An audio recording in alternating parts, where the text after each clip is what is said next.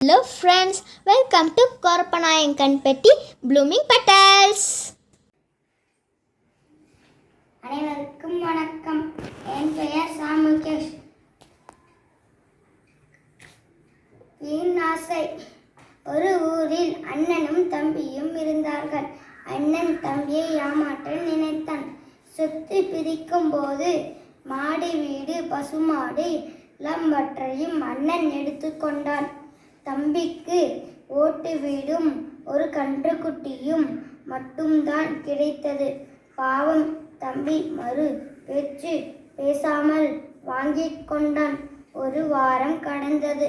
கன்றுக்குட்டி செத்தது. என்ன செய்வது என்று தம்பி கவலைப்பட்டான். பின்பு அதன் தோலை உரித்து அதில் ஒரு தப்பு வாத்தியம் செய்தான். தப்பை எடுத்துக்கொண்டு சந்தைக்கு சென்றான். இருட்டிவிட்டது. வழியில் ஒரு மரத்தில் ஏறி தூங்கினான். நள்ளிரவு சில திருடர்கள் மரத்தின் அடியில் உட்கார்ந்தார்கள். திருடிய நகைகளை பங்கு பிரித்தார்கள். அந்த நேரம் தம்பியின் தப்பு மரத்திலிருந்து கீழே விழுந்தது. ஒவ்வொரு கிளையிலும் பட்டு கொண்டே டம் டம் என்று பெரிய சத்தத்துடன் கீழே வந்தது. மட்டார் என்று திருடர்கள் தலையில் விழுந்தது. ஆ, பிசாசு, பூதம் என்று கத்திக்கொண்டே திருடர்கள் ஓட்டம் பிடித்தார்கள். சத்தம் கேட்டு தம்பி விழித்தான்.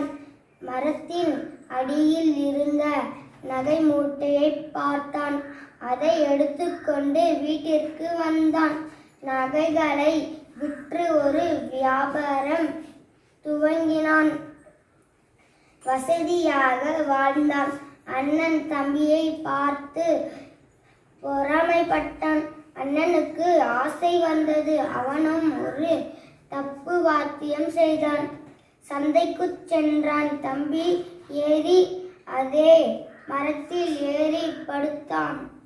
அன்று இரவு திருடர்கள் மீண்டும் அங்கே வந்தனர். அண்ணன் தன் தப்பை கீழே விட்டான்.